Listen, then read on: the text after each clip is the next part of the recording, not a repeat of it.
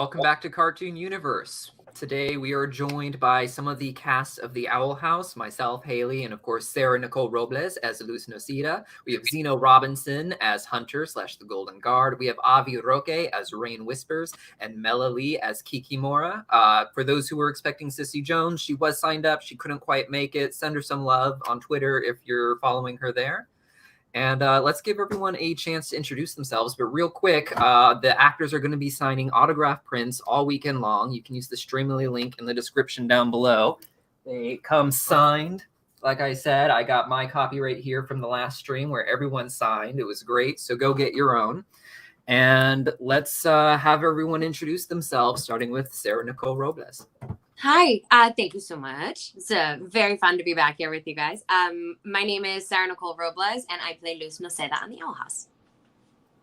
Thank you so much. Over to Zeno. Can you hear me through the mask?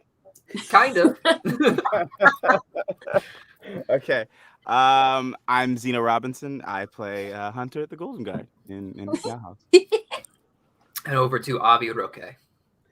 Hey everyone, my name is Avi Roque. My pronouns are they, them, and I play Rain Whispers. And finally, Mela Lee. My name is Mela Lee, and I am Kikimora. Well, thank you guys so much for coming back and joining us here on the stream for another round of questions. We're going to start with some personalized questions for each of you about your opinions, about the inside workings of your character's head. Why don't we go over to Hailey to ask the first question? Yeah. Wait. There's an announcement first. Oh, Ooh. yes.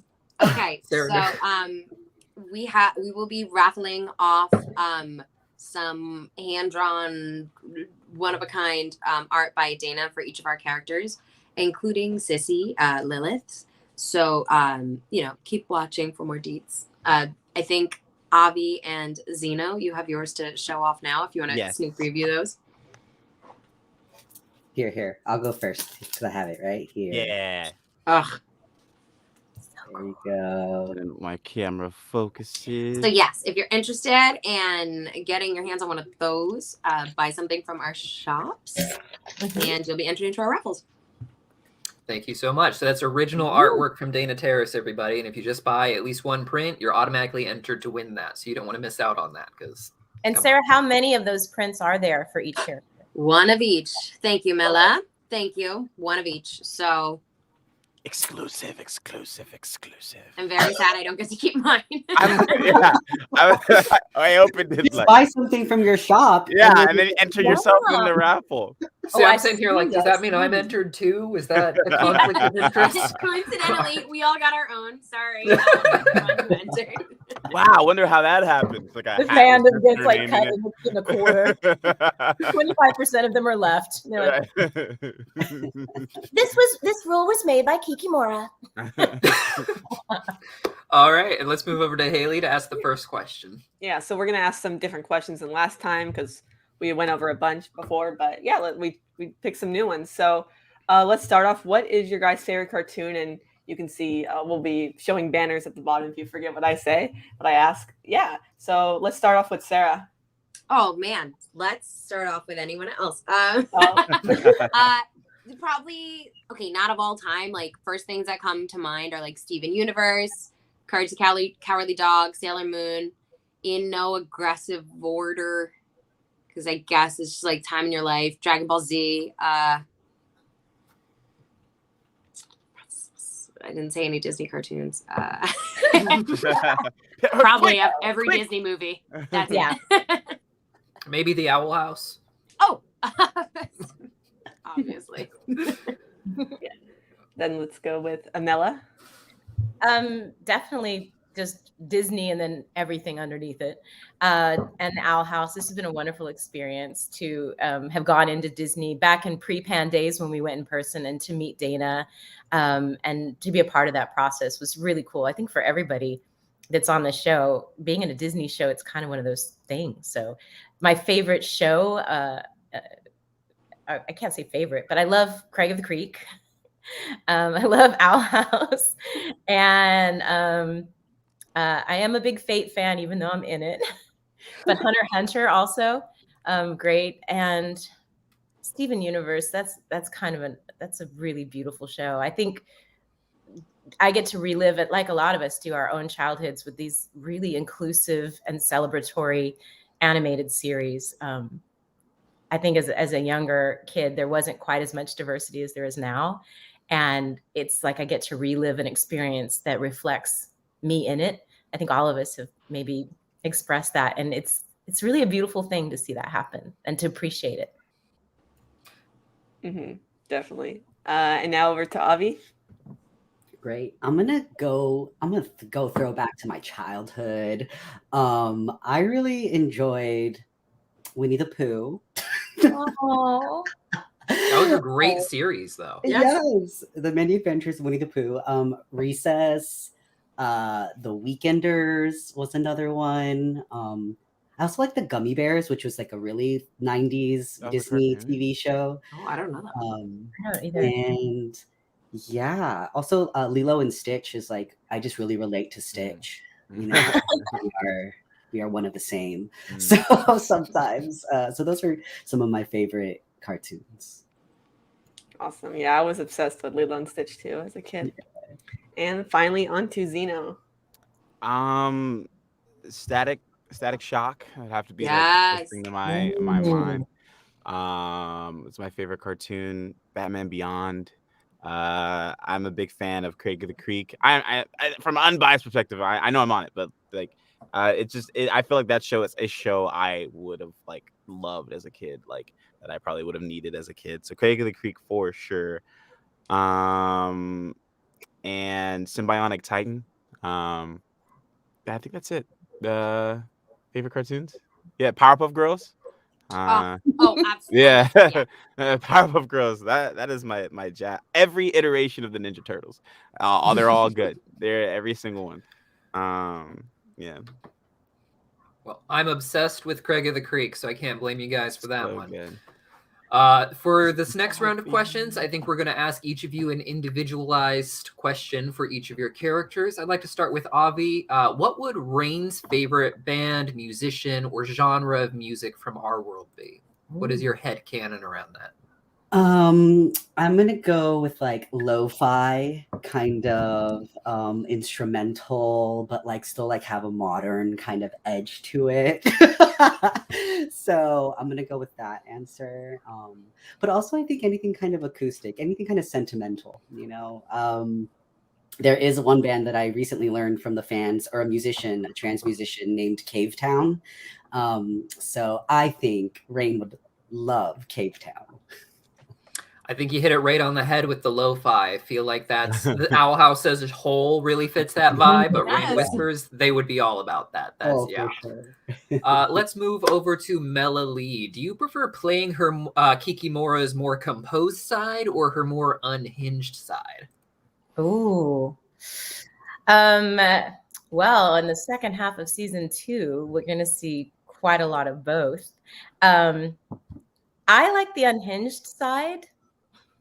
But I think it's sweet in the second half of season 2, we get to see a little bit more of Kikimora's backstory and lore and what makes her tick. Because we all think we're the hero, but we're the villain in someone else's story. And I think Kikimora wants very badly to be a hero. She just doesn't know how to make that happen. Well, I'm looking forward to that episode. Let's move over to Sarah. How did you feel about Luz's confession scene with Amity? Like, I love you. How did I feel about it? Just like, I was excited for her, for me, for us. I don't know. I think, I don't know. It's kind of like when you have a crush for so long, there was just so much tension and so much drama. And so when it finally happens, it's scary, but it's also like it has to come to, you're going to explode if you don't do it. So I thought it was very rewarding to finally get to say that. Well, thank you so much. And finally, Zeno, our question for you, getting into the head of your character, how do you imagine a typical day in the life of the Golden Guard? I feel like, he wakes up in the morning and puts his shoes on one foot at a time, like everyone else. And, he goes and reports to Uncle Bellos. You know, what assignments do you have for me today? Uncle Bellos is going to say something pretty abusive, and then tell him to, and then say, "Oh, I need you to do this terrible thing today." And Golden Guard puts on his mask and turns into the Golden Guard as opposed to Hunter, and then goes out and does whether it's, you know, like hurting talisman or, you know, arresting a potential wild magic criminal. That's what he does. And after his day of oppression, he goes back home, takes his mask off, and cries himself to sleep, just like everyone else. I'm sure we'll fit in some meals at some point there. But yeah, it probably would consist of something like that. I mean, probably not that dramatic, but, you know, definitely. I mean, I feel like Hunter's very proud to like do whatever it takes to make Uncle Bellos proud. And I'm sure he gets most of his special assignments, because I think, you know, Hunter is like a special. He's, you know, he gets all of his orders straight from Bellos. And it's just some way of establishing order, that he'll go out and enact justice in his own mind. And then he'll come back home and check on Bellos to see if Bellos is proud of him. And it won't be enough. No. And then, you know, and Bellos will be like, no. And then Hunter will be like, okay, we'll have to work harder. And then he'll go home, he'll read a book about like wild magic or something, and try harder the next day. And I think like that's it's a cyclical daily life thing, before Luz crashes into his life and ruins everything. Well, thank you so much. And now we're going to go back to some of the more generalized questions. Hailey, if you want to take over from here. Yeah. So we're wondering, what stands out in your memory as your favorite episode to voice, obviously, so far that we've seen. Let's start with Avi.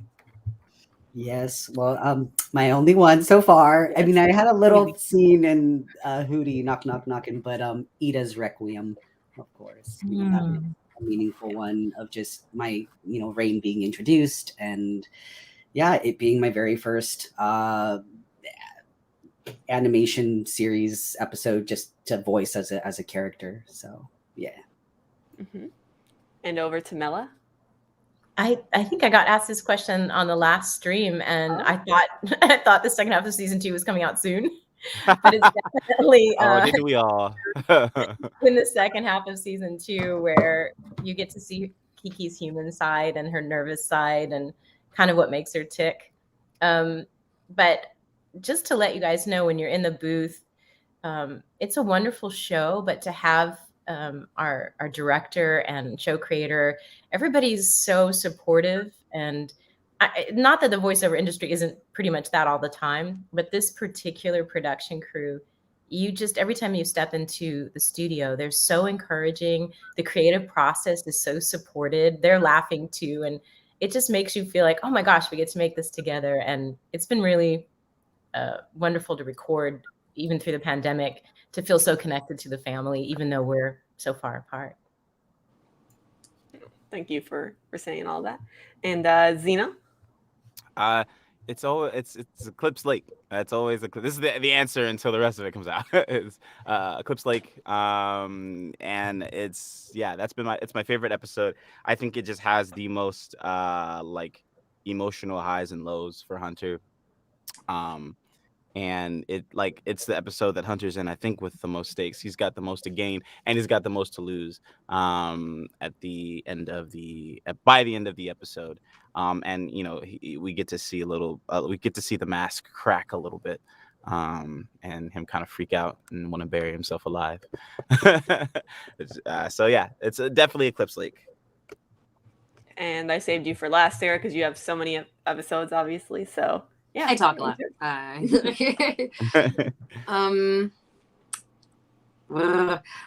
don't have a great answer. Like Zeno said, on my truest answer is going to be season 3 spoilers. So you're not getting those. That's the honest I would say, answer. like, yeah, I love drama. I love big, bold drama. So all of our finales are always like major league drama. As you already know, you won't be disappointed.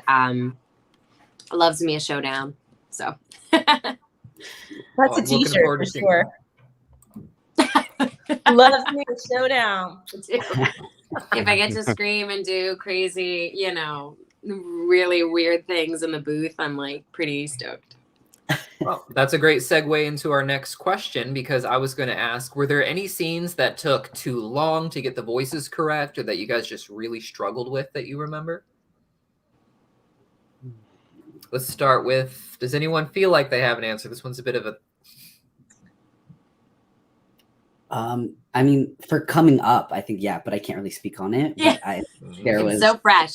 Yeah. It takes so long. So like we're digging like a year and a half back. No, 2 years God, has back. it been 2 years? Yeah, jeez. Yeah, digging 2 years back to discuss what's been seen so far. Oh my goodness, so you're right. We've all recorded. We can say that, right? We've all started recording for season 3. I have been telling I think that's safe. Yeah. I've been saying. We know season 3 exists, so I mean... Yeah. It's pretty incredible. And for anyone else, I went into, I think, Zeno, did you go into Disney? Because I know, Avi, you were remote. Yeah. Maybe No, not.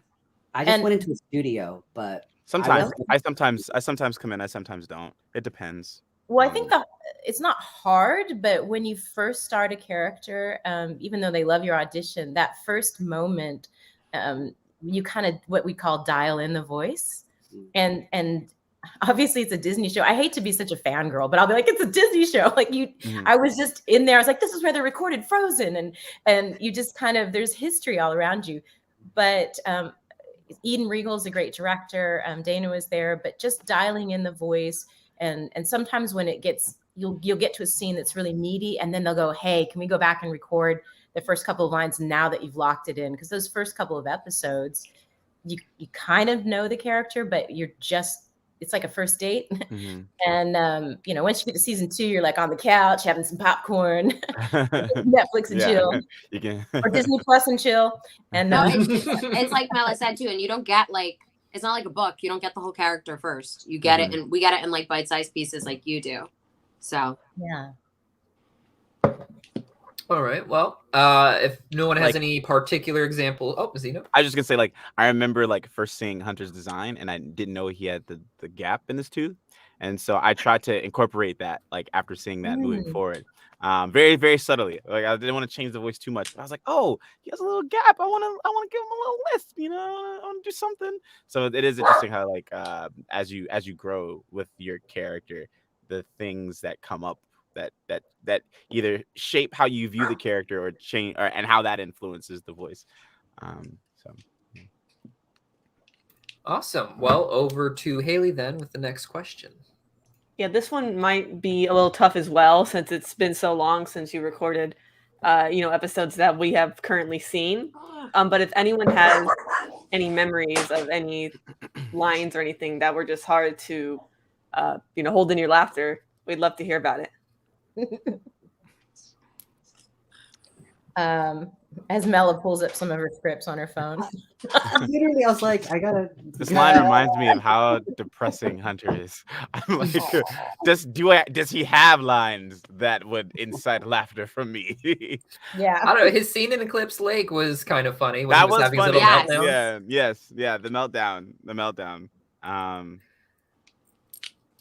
thinking if there's anything kind of like that. Why don't we start with Avi? Do you have one? I'm You really got trying them. to You got think. them so I'm really trying to think. I mean, just have that one episode, so far.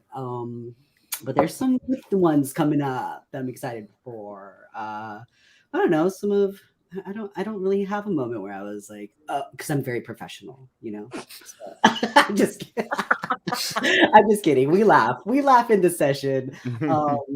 Yeah, I mean, I know some of the lines that generate laughter after being aired was like the one where, Ida, do you have kids? Like, I don't know, for some reason the fans were like, oh my God, that was so funny. And I don't think I was like, in doing it, I wasn't thinking like, oh wow, this is I'm gonna make this funny. But I think the way it was delivered and the context and how it came out, kind of made it humorous, which I'm into.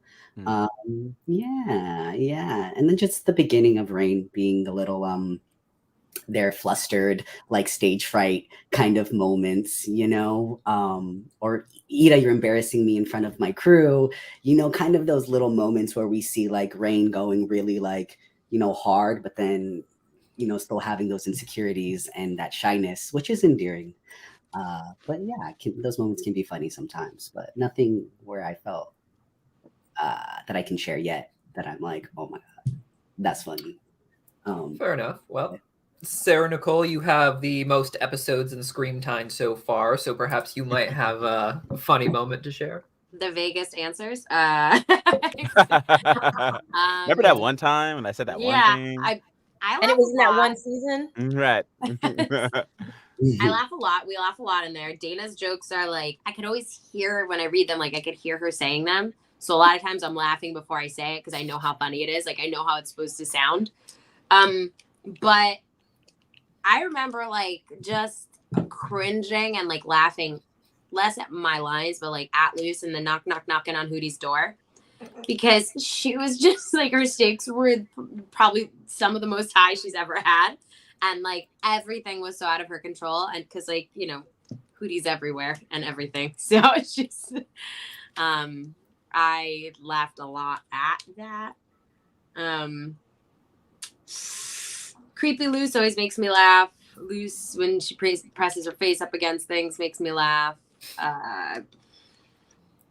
Trying to think. I'm like literally looking at our season. I wish I could give you a better answer. It's pretty good so far. I like the kind of in ADR it kind of counts. Getting to see like the scene with Hunter and Luz when she like takes his staff and he's like, oh, I can prove I'm a superior, give me my staff. He's like, staff, and he turns and she's like gone. I was like, I just thought that's the most like I don't know, gangster thing ever. You're just like, no. And he's like, they're so petty with each other. Yeah, the face he makes, he's like, yeah. I thought that was funny. And finally over to Mela Lee. I like the Hunter Kikimora interactions, and they will continue. Yes. That it's that tension.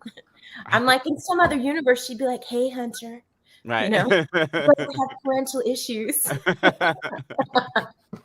But yeah, definitely in season 3, the love for the show and the love for the fans is going to be very apparent. They have not held back on the extreme humor and situations, and Kikimora has a little Napoleon complex, I guess, from the beginning to the end, but it gets out of control.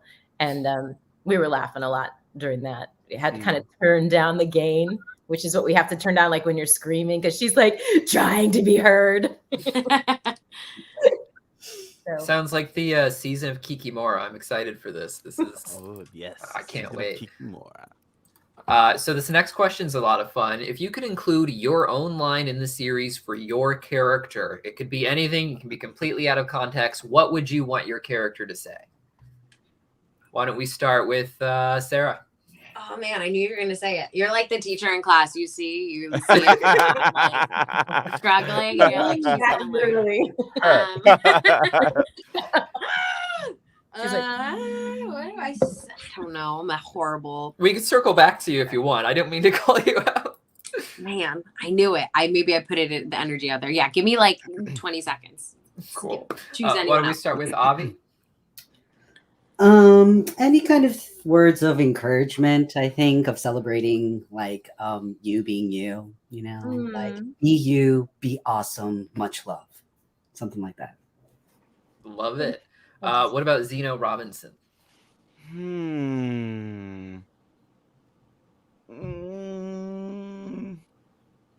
I feel like Hunter's done a lot of the stuff I've kind of wanted him to do since our last thing. I was like, it would be really cool if like Hunter did this or said this. I would like maybe like a la Young Justice, like an end credit sequence of Hunter in therapy. I think that would be really cool. Amazing. Yeah, of Hunter like kind of actually talking about his feelings. Yeah, like I feel blank. Yeah, I think that would be cool. I feel like the fans like that too. Like Hunter finally goes to therapy. Yeah. And over to Mela. I would love to say that Kikimora's lines would be all encouraging. I'm like, that sounds great. I imagine she would, like, if it was constantly inside of Kiki's head, Kikimora would be almost like this Miss America moment, or, you know, she would be like, for me, I win. Thank you. You know, just like, oh, you shouldn't keep doing it. You shouldn't keep yelling. You know, she's always in that moment of needing the adoration. So I could just see her, you know, she's having soup and then there's like the bubble in front of her head and she's like, for me. I need to take those voice clips and match them to scenes from the show. That was absolutely wonderful. That was great. And over finally back to Sarah-Nicole. Okay. Yeah, No I think excuses this time. I would I'd love to see, I just want to see like Luz and Hootie alone, you know, like in the Owl House, like what happens on a normal day, like when Luz has to be alone with Hootie, because she tries so hard to be sincere and nice and Hootie's like so much. So just like more of those interactions, maybe see like what Luz and Rain would do, you discuss alone, like if they had a moment. I don't know. I would just want to know more. Awesome. And why don't we go over to Hailey with the next question? Yeah. Next question is, what made you want to become a voice actor? Let's start with Zeno, because you're in a lot of things I watch, and that's pretty awesome. Thank you. All of the things. Thank you. I just, it's acting, really. Like, my love of acting kind of transferred over to this medium, this particular medium. But I've always been into acting since I was a kid, and when I got signed with my agency, they started sending me stuff for the cartoons, and I loved cartoons as a kid growing up. So it was just one more avenue to pursue in my love of the arts. And I think I didn't really like want to become a voice actor. It kind of chose me, and in a serendipitous way. I wanted to just act, and that was my form of expression. And this just happened to be the avenue that I found the most traction in. So, yeah, that makes sense. Over to Mela. I just moved a lot as a kid, and I always felt like kind of the outsider, and I had a lot of anxiety well into my voiceover career. I think I loved voiceover because you get to create and be anything. There's no limits. And you're perfect just the way you are, which is something now I feel all the time. But when I first started in voiceover, I didn't have that acceptance of myself. And so what got me into it was that beautiful, safe place where I could be anything.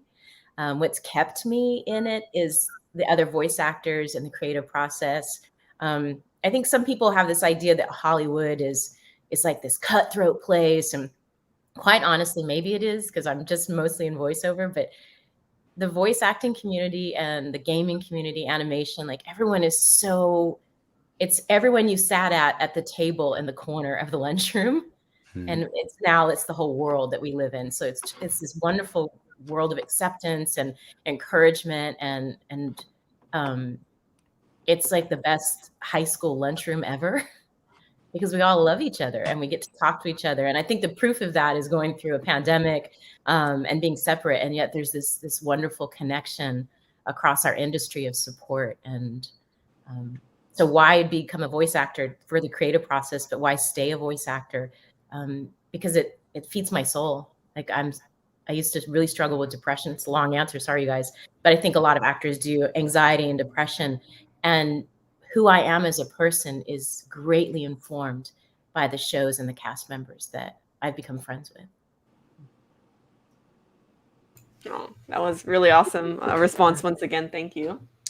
And over to Sarah. I don't want to talk after those two. I'm like, yes. Yes, exactly. Yeah, what Zeno said, like I was acting and I got this opportunity at Disney and I was like, wow, like that's the most fun I've ever had. I think what I like about like film and TV and animation is it feels like very collaborative.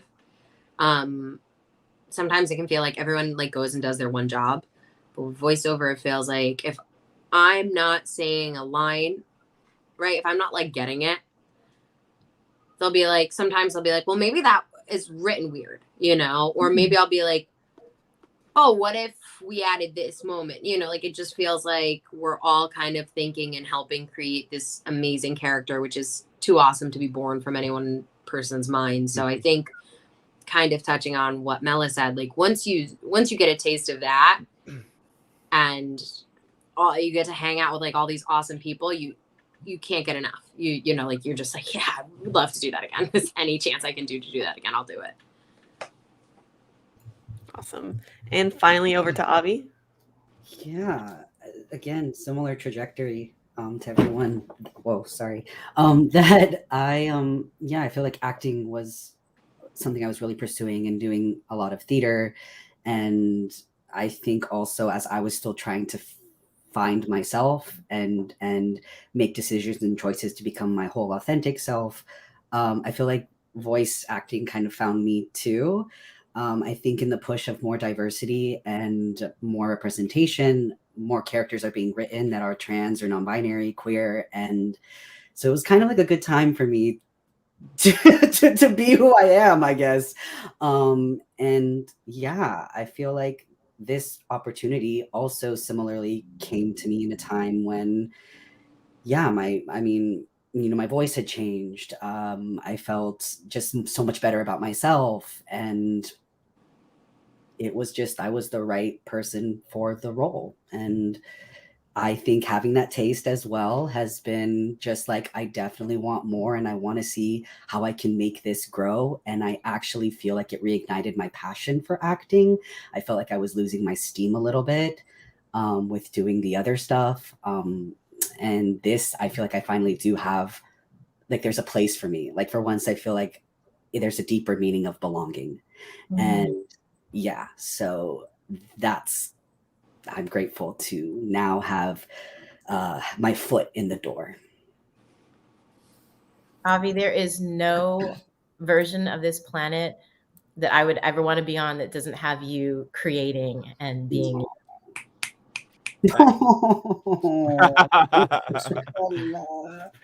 Yeah, it's been great. And yeah, but I also want to do more than just be the trans non-binary voice. Like I want to see how I can find other areas to lend my talents, because I think that's always been a fear and anxiety of mine of like, I'm an actor, like I'm a person, I'm an actor, I'm a human being. I don't want to be limited by my identities. Well, I'm going to step in because Zeno and I have talked about this, like the concept of diversity and inclusion is about authentic storytelling. But, you know, Zeno and I, when we were in a show together, and we, you know, 10 years ago, for me as a mixed race girl, like I wasn't ever enough of anything. And I'm beholden to the LGBTQ and all the other letters. I'm sorry, you don't have them all. That community, because there was a beautiful trans woman named Frida. And Frida was like, listen, babe, you can't wait for your parents to love all of you. Because sometimes our parents are afraid of what we are, but it's really about them.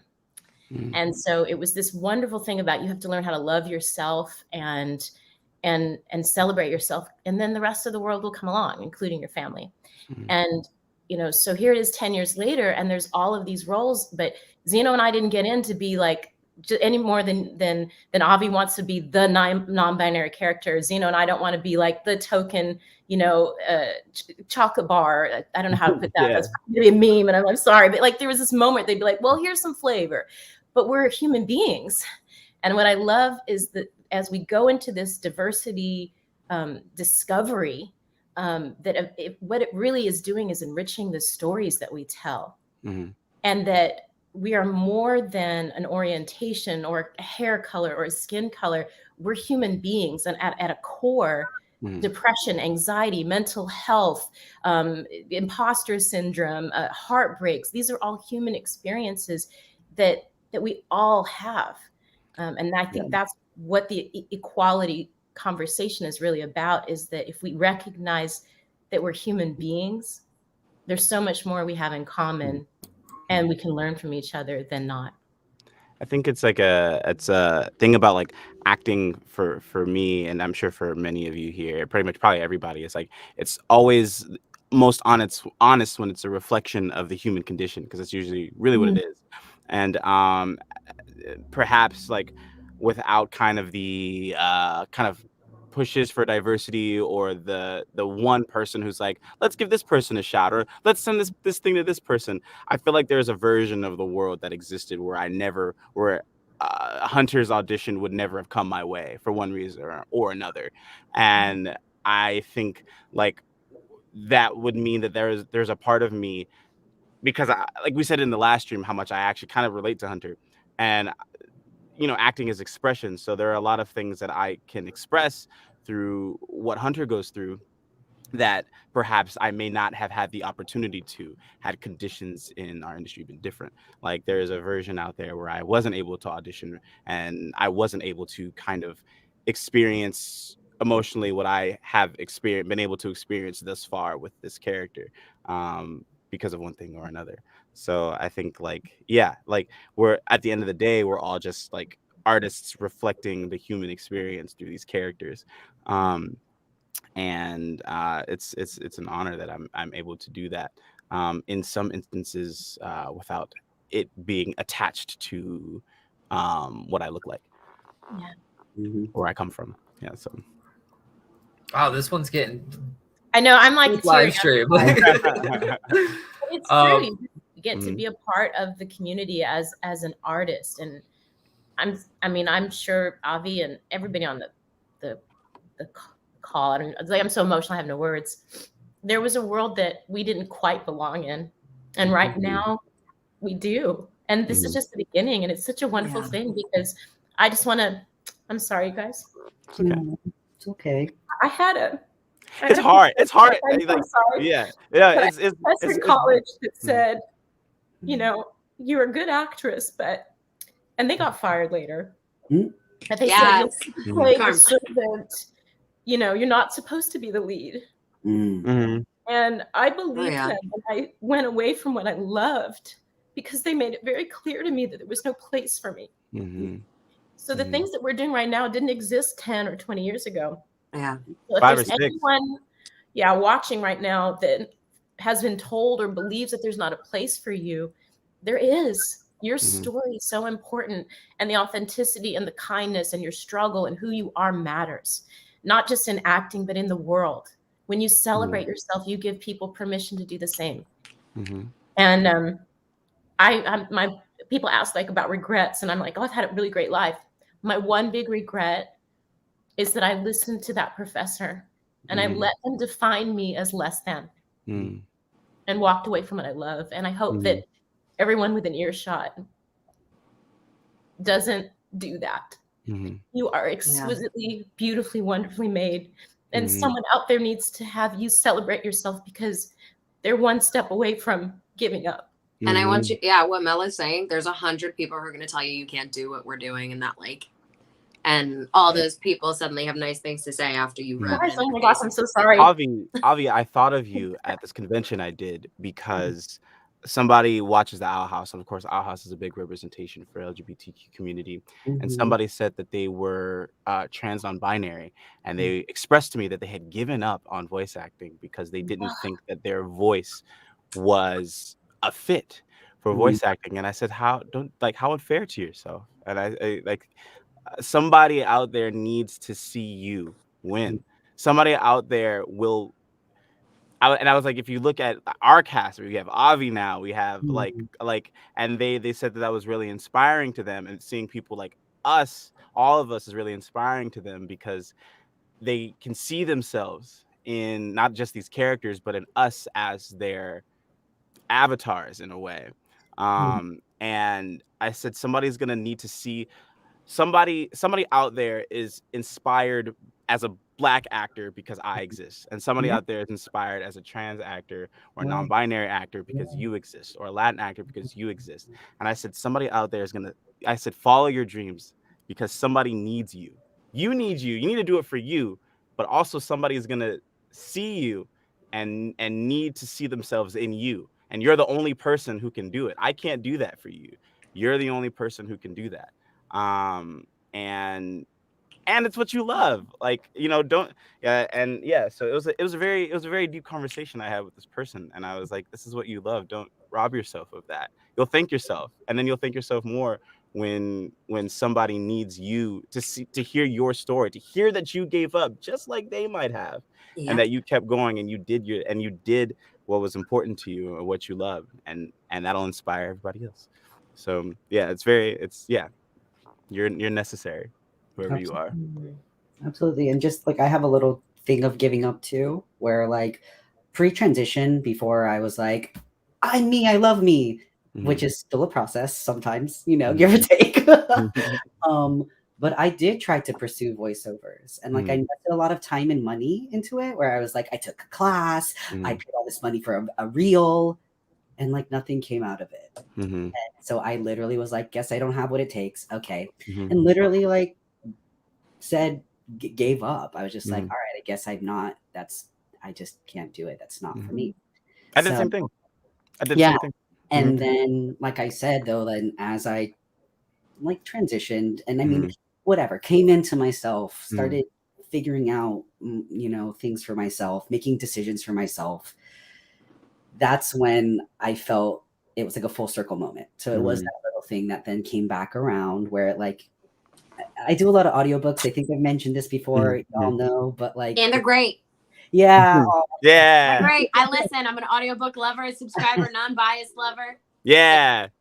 But talk about representation there too. Like I love getting to do these YA teen rom-coms that are like queer, which is and what trans, I read. and like you know, it's amazing because it's part of why I love doing what I do. It's like I'm giving someone else an opportunity to see themselves reflected back, or to have something that, you know, they can connect to and that resonates with them and can make them feel affirmed, validated, seen. Like that matters to me, and I want to give that to other people. So but anyways, with that, I just also want to say, not to toot our own horns, but like, we are the ones right now that are the trailblazers, and we are the ones that are carving a path for a better, even better world for all of our friends out there that feel like they don't have a place. And, you know, it's just, maybe that's why sometimes we are taking the brunt a lot of the times of all these tense things sometimes. But I think we're doing great work. And I'm very proud of all of us. And exactly to your point, Zeno, like that just means people don't give up. Do not give up. Don't do it. Not only will it be the most rewarding thing you can do for yourself, you have no idea how rewarding it can be for other people. Yes.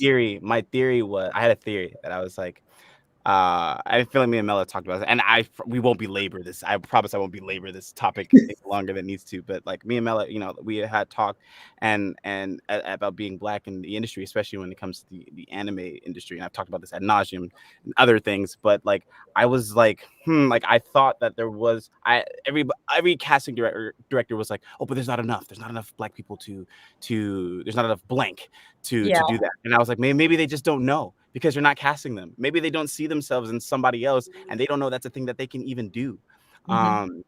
And so I had given up on that. And then I had conversations with Mela, and a friend of mine, an actor in the community, was like, don't you do that. You just you just go, you have to just fight harder. And that's the whole thing. Like, you have to just fight harder, like, than other people sometimes. But like, once everything kind of happened, you know, there's Hawks and there's everything after that. A lot of like, you know, kids of color, and like that individual at that convention, people who are kind of who are the, you know, people of color, people who don't get many opportunities as we do, were like, oh, I saw you do it and was inspired. I didn't know that was something that I can do until you did it. And it's like, I chased my dreams for me, but I had no idea the kind of impact that would have on the other people who have been through my exact same experience. And just by being you, Zeno, by being Zeno, being Zeno with all of Zeno's experiences, choices in life, like that's the magic that you're bringing, just being yourself. Yes. So be yourself. I'm gonna highlight some comments. Rowan. Aww. Rowan. You motivate us. Yeah, no, I really. had no idea what Owl House was gonna be when I was doing it, and the way people responded, I was like, "Oh, this is important. Like, this is more than fun for me. You know, this is more than paying my bills." Well, and Avi and Sarah pointing that out, and so did Zeno. You don't know how much you mean until after the fact. Yeah. You don't know you're a trailblazer. And when Zeno and I got cast in a show together, and I was so in awe of his talent, and he's like, I remember you in this anime. I guess it was Fate. And Mela didn't know that she was the first black lead in anime, woman lead in anime, and I was like, did you know? Yeah. You were the first. I had lost my job and was almost homeless. And so I was parking cars for Valet of the Dolls and working for a maid service. And occasionally I would get voiceover, and this really great place where I did anime, they had free food, like craft service is what we call it. And I remember going in, and I wasn't thinking about the money I was making. I was thinking, oh my gosh, I get to do something like in voiceover, and they have free fruit, bananas, oatmeal. And sometimes they'd be like, oh, we're not going to use this. You want to take it home? And I'd be like, what? So I was so excited. And then, go 4 to 6 years later, and I'm talking to Zeno, and he's like, you were the first. But what it looked like was brushing my teeth in my kitchen sink because I was in somebody's pool house, my first place after almost being homeless. And so you'll find out later, but that means you've got to celebrate yourself now while you're in the process, while you're, doing the 3 or 4 other jobs. That's all part of failures are your prepayments for success. So that you get there. Yeah, it's so interesting you say that, because it's like when you're like kind of following what you love to do, like even in the midst of your struggle, you never know like what your impact's gonna have. Like you didn't know, like you probably were like, free food and a job, and like 6 years later, some kid was gonna be like, you have no idea, like you inspired me because you were the first to do this thing that I think is impossible, And I remember being like, I'll do anything. Tell them I'll work for free. Tell them I'll do it for free. Like just let me watch. Let me watch other people. I'll do it for free. I'll be a dead body. I'll go get coffee. Like, let me in. I'll do anything. And it means a lot. So guys, your words are important. Everyone that's watching, and acknowledgement is really a powerful thing. So you may feel like you're not powerful, or not part of the conversation, whatever that conversation is, but your words of encouragement and acknowledgement. I remember the day Zeno said that to me, we were having an appearance together. And later that day, we were asked to leave a VIP room. All of the Black people at this one table were literally asked to leave, to put our Cheetos down and leave. They assumed that we had snuck in. So on the same day, your words are powerful. You don't know what people are going through. They may be not acknowledged. You think it's obvious that, we all, especially as actors, we have these moments where we're like, I love myself. But like the other 47 minutes in the hour, we're like, why am I doing this? Who let me do this? What's wrong with me? I'm an imposter. You can empower yourself, but the most powerful thing you can do right now, as we're talking about mental health and inclusion, is don't assume that someone knows how much you've meant to them or that they mean to you. Tell them. Tell them what they do matters. Tell them that you believe in them. Tell them what they've meant to you. Like there's no tomorrow. Thank you guys so much for such. It's just one of my favorite lines. Don't give up. They probably need you more than you realize. Anyways, okay, go on. Next question. That was amazing answers. I'm floored. Real quick, I just want to say thank you to all the people sending super chats. We're putting some of them down below, as you can see. We're going to ask more questions, but I just want to remind everyone in the audience that you can get your own autographed print from your favorite voice actor at this live stream. After our therapy session, everyone. Link in the description down below. And real quick, a lot of people are asking for like season 2B spoilers or return date. Not going to happen, guys. Stop asking. Can't tell you. Yeah, sorry. Also, Honestly, most of the time we don't know. we don't know. We I was gonna don't say know. like we don't know. Let me tell I'm you so right in now. the dark about everything. Everyone assumes I know things, including some of the people on the show, and they'll be like, "Oh, you know, I told you," and I was like, Yeah, I was like, no, No. I'm simply a voice. I am but a voice. I know We nothing. don't record all at once. Yeah. So "Oh yeah, ever." sometimes, well, when we're watching it, for sure, for me, I'll watch it, and I'm like, oh, ha ha ha ha, oh, just like the whole time. So So true. So for this next question, a little bit lighter, we're going to get you into the heads of your characters a bit, but what would your character's favorite film, franchise, comic, anything like that be from the real world? Why don't we start with Avi? No, hold on. Pass. I will answer it. We can circle back. It's fine. What about Zeno? Do you have? You know, you did ask earlier what what Rain's favorite music genre is, and I Yeah. came up with a very quick answer for Hunter, which would be Hunter would like heavy metal rock. Like I think Hunter is a rock star, but like with you know how like some rock is like very depressing but very angrily. Like I think that's like encapsulates Hunter. Like I hate everything. The world sucks. I want to see it burn. You know, like yeah. So his favorite genre is probably heavy metal. But I will try to think of any like kind of pop culture other than Steven Universe, which was the last time I answered that Hunter would like. Okay, got an answer. Over to Avi. Anything Studio Ghibli? That's so accurate. That's so accurate. That's it. Final answer. And what about you, Sarah? Okay, Luce loves everything. She'd be a fangirl of everything that she possibly could. But definitely like Little Witch Academia, that kind of biz. Definitely, obviously, all the YA fiction witch books that I read. Do you think she would be a Twilight fan? Let's see, how old would Luce would have been when Twilight came out? That's what's hard to say. Like, if Luce was my age,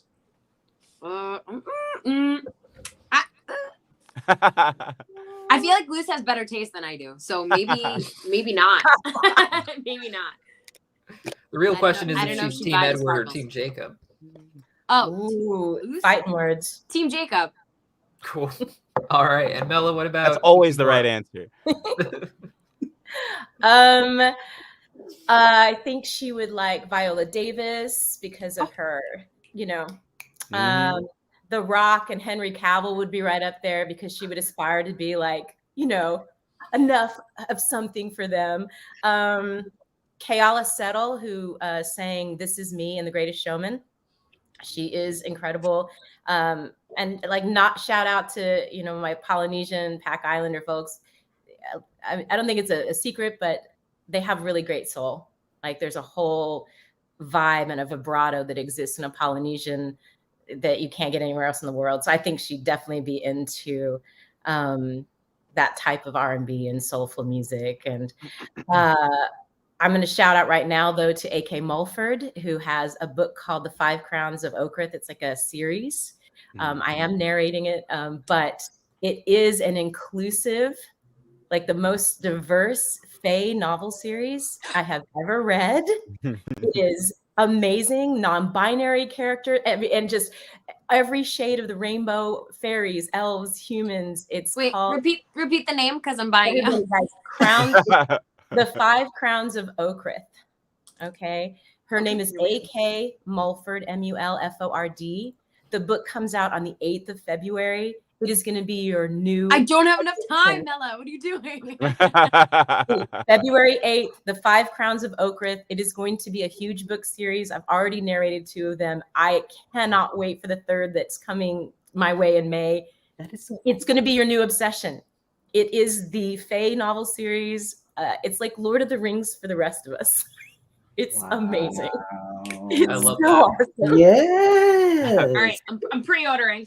I think Okay, and AK Mulford on TikTok. She says it like, if you're welcome here if you understand what safe space is. And You just gave me chills. she's amazing. So anyway, definitely Kikimora would love that because there is a place in that world for her to be magical and anything she wants to be. I strangely thought that maybe Hunter would be a fan of Spider-Man. Like, oh wow, he's like cool and he's a hero and he's free and he has a good relationship with his uncle. That's so cool, like, or like Miles. Just like I always tend to like attribute Hunter the things. He seems like a really dark character, so I always try to attribute him like things that would be his favorite to like things that you wouldn't expect. So like maybe like Miles too. Like, wow, he's got such a good relationship with his family and his uncle. He's so cool with his uncle. He hangs out. He does graffiti. Like I think he'd like stuff like that. Oh, Mela, you reminded me too. I think she would love like Children of Blood and Bone. Like give yeah. us representation, some magic. Mm-hmm. Awesome. And I don't think we skipped anyone. I know we bounced around there, so I just want to make sure everyone got there. Cool. And over to Hailey with the next question. Yeah, I just want to first say we got so many amazing super chats in the last like couple minutes saying how much how much of an inspiration you guys were. This one's for Avi. Yeah, I'm just gonna have we got Yay. Ran. Yes. Disney is amazing in that. We're reading all these comments that are coming up. Joe? Shout out Joe. All right, Joe. Magical Joe. Oh. 10 years. No, keep don't. going. Nope, no giving up. You've poured so much in. Guys, wow, such a sweet super chat. I know. I have a mental breakdown at least once a week. Nitwit, by the way. Nitwit. There they are. So, this is a Nitwit your creation. things are so good. And then, of course, so shame. Yeah, I'm sorry. Oh my God, it's so cute. Amazing. Everything Nitwit makes is divine. Divine. Yes. You have no idea. I love it. I love your Kiki. All right, so cute. Sorry, I'm like trying to watch the chat, so I have like a second screen here. I'm not paying attention. I'm just trying to keep up. No worries. I think it's over to Hailey with the next question now. Yeah, the last one you asked was just improvised one you made, Deepcut? No, it looked like you skipped one earlier, but okay, well, I think one that hasn't been asked is what is a personal or unique quirk or trait that you're proud of bringing to your character? Yeah, let's go with Mela. I think you should ask Avi first because Avi was trying to. Oh my gosh! I don't know. I think again, it's just like such a huge. This is what I love about just these characters. They're more than like. There's so many facets of their identity that I just like. I really relate to Rain in this way that like I feel I too can get a little like awkward or flustered. Kind of, I don't know, but also just feel like a lot of that heart-centered forward energy that I feel like I really want to infuse into Rain. Just the gentle sides, because we have those, the darks, the lights, the hard, the soft, and I don't know. I just feel like Rain allows me to bring more of my gentle like side out and that nurturing side out, which is something I feel like I do naturally possess. Yeah. Oh, am I next? I was about to go, yeah, me too. Wait, sorry. I think I can see Kikimora getting overlooked. That's like a wound for her. She isn't really, but we kind of sometimes carry that wound of being overlooked in this diversity question. So I love, sometimes I can bring that sense of self that she needs to feel like she's getting approval from Emperor Bellows, and you can kind of see that and not being overlooked. And it isn't really in my character to be that needy. But I like to bring in the sense of propriety and history, and and then in the second half, again, I keep going to the second half of season 2. I just love that you see the reason behind her insecurities, and you kind of understand her. And in some alternate universe, I think she and Hunter, who both are fighting for the affection or the approval of the great one, that in some other universe they'd be at the same therapist or group therapy session, be like, yeah, exactly, why don't they see me as I am?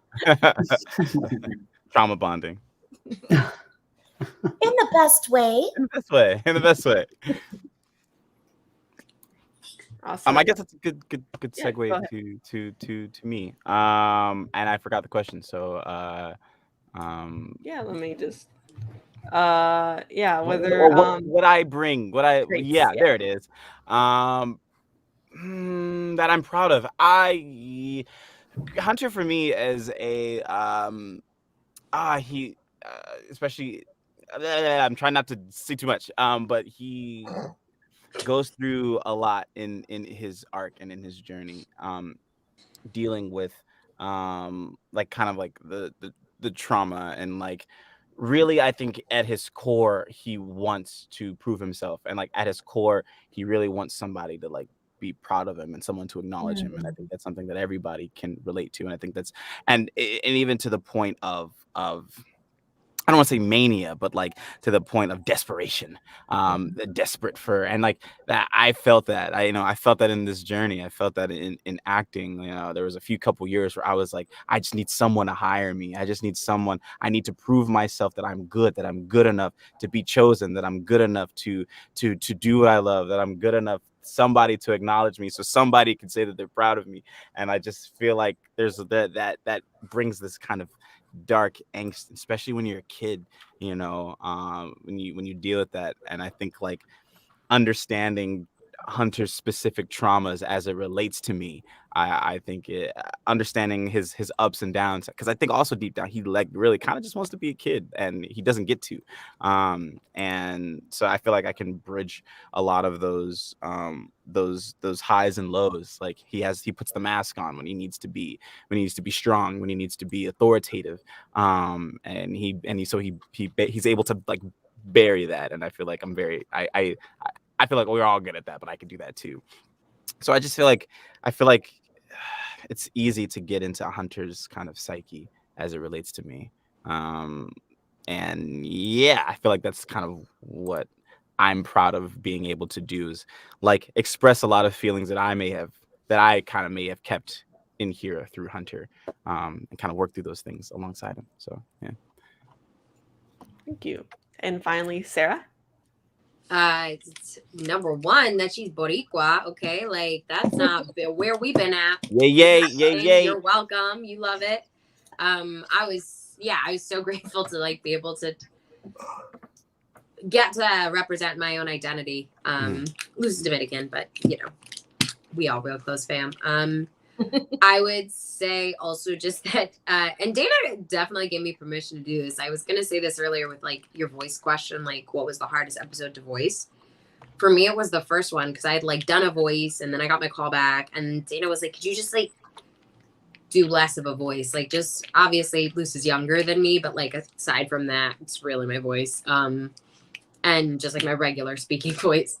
So I think the privilege and what I bring is like, that I get to be so multifaceted. Like Luce isn't one dimensional. She is a heroine. She is, like vulnerable and a big baby. She's also like a total nerd. She's also like weirdly cool because she's a nerd. She's brave. I really feel like I get to bring all. She's creepy. I get to bring all my parts to her. So, they write her like that too. I don't write anything, but I definitely feel like I'm the one for her in that respect. Thank you. And I think we got everyone again this time too. We've been jumping around a lot more, so it's harder for me to keep track. I think everyone. Yeah. Cool. Awesome. So here's a more lighthearted one, and I'm going to add to it. Were there any cartoon characters you looked up to as a kid? And to add to that, What cartoon character in particular do you think your character would look up to? Let's see. Let's not start with Sarah. She does not look prepared. No, I have so many answers. Oh, okay. You look like, the one no. time you have Yeah. they're like, no, Go let's for not it. do Let's start with Sarah. Okay. Sailor Moon, because she's a lazy teenager, but then she's, like saving the universe. She's got a super sexy love interest. Those were the goals for those for sure. Buttercup, because she's a bad girl. So that's the energy Luce is searching for sure. Those would definitely be, I think. And is that also your answer as well? Your personal character you look up to as a kid, or? Oh, me? Mhm. Yeah. Buttercup, my best friend, will still tell us that I bullied her because she chose Blossom, and it's obviously Blossom's not the best Powerpuff Girl. So Right. I'm very passionate about this. There We can chat offline about it. Let's move over to Zeno. What is a character you looked up to as a kid, and a character that you think Hunter would look up to? Same character. Yeah, Static Shock is my favorite cartoon. Yes. Particularly because I looked up to Static as a kid. He was 14. He was a teenager. He looked like me. He kind of helped me become aware of my racial identity. That show. And he was cool. He was a superhero. He went through the teenage struggles, and I saw so much of myself in him. He had a sister that he always joked with. Static was kind of very, very, very foundational for me. He was like everything that I wanted to be. And he was a superhero. It was so cool. Hunter's favorite cartoon character would be Zuko from Avatar. They're the same. He'd be like, "Oh, he's just like me, uncle, scars, trauma, So trying to damaged. prove yourself." Yeah, trying to prove yourself to someone by desperately, trying to achieve this arbitrary thing. And yeah, and whose trajectory of your life is changed by the kindness of the protagonist. He'd be like, he'd look at Zuko, be like, "Oh, he's just like me for real." So yeah, Hunter would definitely look up to Zuko. He'd see himself in Zuko so much. And what about you, Avi? Yeah, I feel like I kind of hinted at this earlier, but for me personally, it would be Stitch. It's just kind of like this chaotic, I feel like, wow, as I get real personal, I feel like I've developed, or I did develop, a lot of unhealthy coping mechanisms in terms of dealing with conflict or anything that's kind of challenging. So it's managing an emotional regulation kind of thing, and managing my own anxiety and everything like that. And so I just feel like there's something in Stitch that shows that chaotic side, but also the way just love and nurturing kind of helps shape that to find the softer side. But I don't know if I'm making any sense, but yeah, just kind of the dualities of that we all have. And the good and the bad, again, always playing with which is funny, but the binary, it's just everywhere. But I mean, so much within the spectrum of that. So that would be my personal character that I relate to or look up to. And then, oh yeah, and the playfulness, because I have such a big playful energy. So that's good. As far as Rain, I'm not sure. I'm kind of struggling with that one about who Rain would look up to. I'm trying to be oh, who was the first queer character or animation or anything like that, but I'm struggling, and maybe that's just my knowledge of not being as versed or educated in a lot of the history of animation and cartoons, which working on it as now I'm becoming more a part of this community. But yeah, I don't know, I'm interested. What do y'all think? Any of you think who maybe Rain could look up to? Maybe like some from Steven Universe. Steven Universe. I mean, I thought about that too, and I was like, is that too cliche? I was like, maybe Miss Frizzle, but I was like, I don't know. The Magic School Bus. Yeah. Love it. teacher figure. Well, hey. Yeah, maybe Um, someone authoritative, someone Hmm. with like teaching energy. Yeah. Anyways, And finally over to Mela with your cartoon character you looked up to as a kid and perhaps who Kikimora would enjoy. Well, I didn't actually watch cartoons or animation as a kid. It wasn't allowed exactly. I remember Anastasia, and I love the concept of being lost and trying to find out who you are. I love Lilo and Stitch because it resonated with me. Stitch, they're like, what are you? Those of us who are very diverse have heard that question a lot. What exactly are you? And people would like you to be a dog. And like, I don't think I'm a dog, but you almost want to just, okay, I'm a dog, you know? Right. But I remember in music, I would see, there was a video of David Bowie and Annie Lennox singing at a Freddie Mercury concert. And and they sang together, and they were so androgynous and beautiful. And I was like a 7-year-old girl who was extremely curvy. Like I had the body of a woman by the time I was 8, and it was very uncomfortable because I was a tomboy. And all of a sudden I was not a person anymore. I was a thing. And so even though they're not animated cartoons, the character that David Bowie and Annie Lennox, and you guys should look this video up. She had this just black, mask across her face. And I don't know Annie Lennox personally, but I think if Annie came out now, she'd be a they. And David Bowie and Annie Lennox, there's just these incredible human beings. They were just human beings. And it inspired me. And I hoped that when I grew up that I would inspire people to just be undefined. And I find in my music, I'm a musician, that's what inspired me the most growing up, was to see people just existing. Kikimora right now, she would be into Jake Wesley Rogers. If you guys don't know Jake, you should know Jake. Very dramatic, gorgeous voice, wonderful costumes. He's like our generation's Elton John. And but she has this dramatic side. I don't know if anyone else has picked up on that. But Jake will start off a song and it'll just be so sweet, and then it just goes to like 1000%. Jake is now happening right now. Anyone, yes. Jake Wesley Rogers. And if you want to do speech and debate, that's a great tongue twister apparently to say lots and lots. But I think she would definitely be into Jake Wesley Rogers.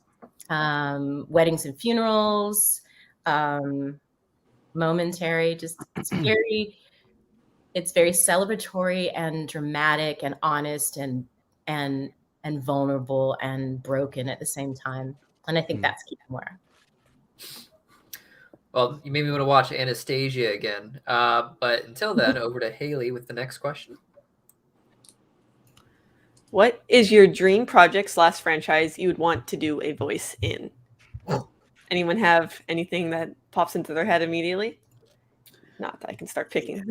I want to be a lead in a Pixar movie. Yeah. That'd be fun. Yeah. I would want to be a lead in a Disney movie for sure. Maybe. Speaking of which, last time you were here, you should be, Sarah. What? Last time you were here, you hinted at doing some kind of rough draft audio work. Oh yeah, I can talk about everything now. Yay! Out of the bag. I did scratch for Mirabel in Encanto. So that was, a taste of that. I did the scratch for Moana as well. So you're almost there. You love them. It's so fun, Again, lots of falling off cliffs and stuff. My favorite stuff to do. Yeah. Mela? I want to sing in a Disney film. I would love to sing. I mean, obviously act too, but that would be my dream job, would to be doing more feature animation with music. So close. Anything having to do with Miles Morales or Static is kind of on my little board. Oh yeah. and I very much want to be in Steven Universe. Yes. 10,000 quadrillion%. I also want to be the first trans superhero in Marvel. Do it. Ooh. Do it. All Yes. right, let's speak it into the universe. It needs to Manifest. happen. Who do we You need heard to it here talk first. to? When it You heard happened, it here first. everyone here knows where it originated. Everyone needs to go. What court? Avi. Yes. Yes. So this next question, I think we've already answered this one quite a bit. I'll skip that one. Were there any lines that you came up with or changed how it was delivered that you're really proud of? Why don't we start with Zeno? Actually, a lot of people they tell me that they liked in Eclipse Lake how Hunter delivered, like, if you really want to help, then give me that key. And that line was actually changed in delivery in ADR because it didn't really match the way I did it in the first round. Didn't match kind of the intensity of the final animation. So we did it again in ADR and made it like more intense, and everyone's like, "Oh, you gave me chills when he did that line." I was like, "Haha, second try." So yeah, so I'm pretty proud of that. It's kind of like a testament to like trusting yourself as an artist and being like, I can do this better. Trust me. Said every actor always. Yeah, yeah, I know. What about you, Avi? I'm trying. It's fuzzy in my head because now I'm like, wait, was my very first session an ADR session?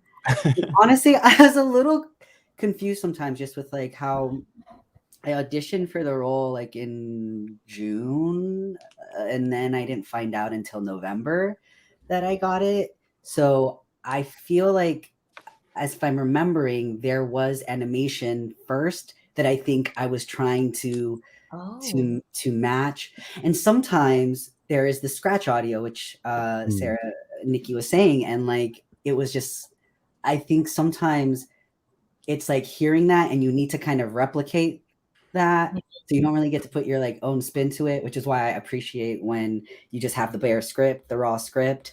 And I always love this process, but they give, I think this is how it works for everyone, but like you get 3 kind of takes to kind of do the line differently, and then they get to kind of pick and choose with their coded language. Their coded language. 47 sub BC and it's like the alpha to the beta. Yeah, the beta. Yeah, half of the F and then the last half of R. Thank you. Yes. Can you please switch that together? Yeah. Can you play it back? It's just really cool how everything works. It's just really awesome. So I don't know. I feel like nothing specifically stands out for me. I think it's just I just wanted to give a little more information on the process. Thank you. And over to you, Mela. I have nothing to add except you can go to streamily.com Owl House. We were just told we should remind you, aside from us all hanging out. We're going to jump to that. I was going to let you guys finish this question first. I was like, streamily.com Owl House. Dana, the creator of the show, has a one-of-a-kind print for each of our characters. And when you buy something in our store, you automatically are entered into the raffle to get this one-of-a-kind piece. Yes. I don't have anything else to add. But that. So, Sarah. I don't know. I don't super change lines or like improvise. Scripts were really good and they're tight. And if anything is weird when we're recording, usually a lot of the team is on the Zoom or in the room and they'll just change it as we're doing it. They're like, yeah, that does sound weird. And they rewrite it. Like, so I don't know. I don't know. Nothing rings a bell. We discuss stuff sometimes. I'm like, why does that make sense? Or haven't I already said that? Or I don't feel like I'd say that there, maybe. Or why am I? It's usually more like I don't understand why I'm saying something. I'm usually wrong. It's not that very. As I mean, they're good, so I don't change stuff very often. I wish I had a juicy answer for you. I think we've all been there though, where we do it and then we're like, what does this actually mean? Yeah. Why did I say that? And Why And I'm is like, it I important? started saying it and I lost. I don't know why. I don't know. I lost myself by the end. Oh, All right. I want Well, to shout something out really fast. This Ooh. here is by, I hope I'm saying your last name. This is by Gretchen Leffler. It's like a 3D printed magic loose. And I just want to say I'm so grateful if you're here. I'm obsessed. That is also their tag on IG. So I'll share it on there too. But like, she's glorious. Like, there's like Beautiful.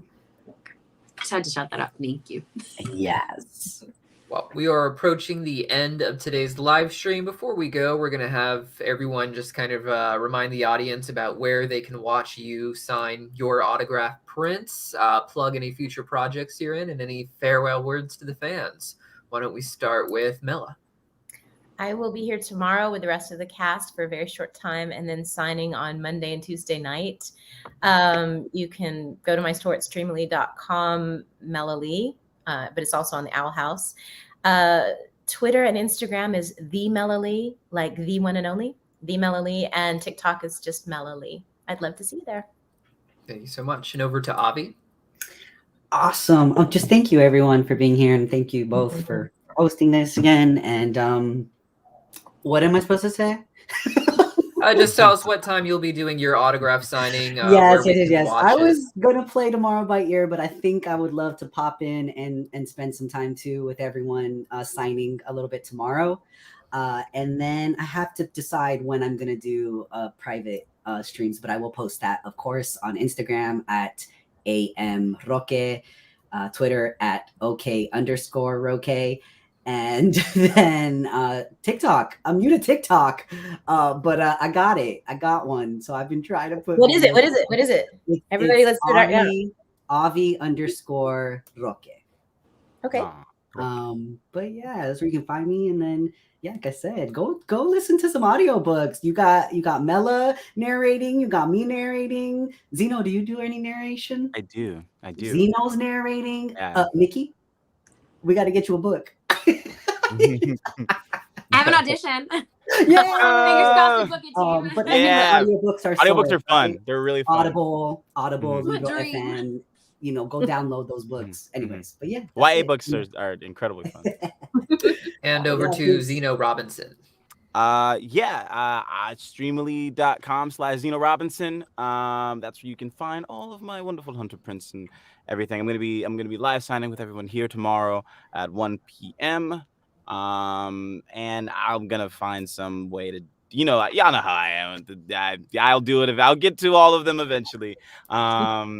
And yeah, during the week, I'll probably leave the shop open for a while because to promote a little bit more for maybe like an additional week or so. I just opened it a couple days ago, so it didn't give everybody a lot of time and promotion. So yeah, and you can follow me on Twitter, Childish Gamzino, Instagram, Childish Gamzino. Those are the only two social medias I'm on, I think. Yes. And finally, Sarah-Nicole. Hi. Okay, so I will be a part of this group signing tomorrow. Hopefully you'll all be there. I haven't decided to sign for next week for the more solo dolo signing. I will post that on my Instagram at Snarkler, and on Twitter I'm at Snarkleader. Very different. I have some stuff coming out which I can't talk about, but I'll post about it on Instagram as soon as I can. Also, for those folks in Birmingham, Alabama, I will be at CamiCon this coming weekend. So I hope to see you there. And yeah, thank you so much. Woo!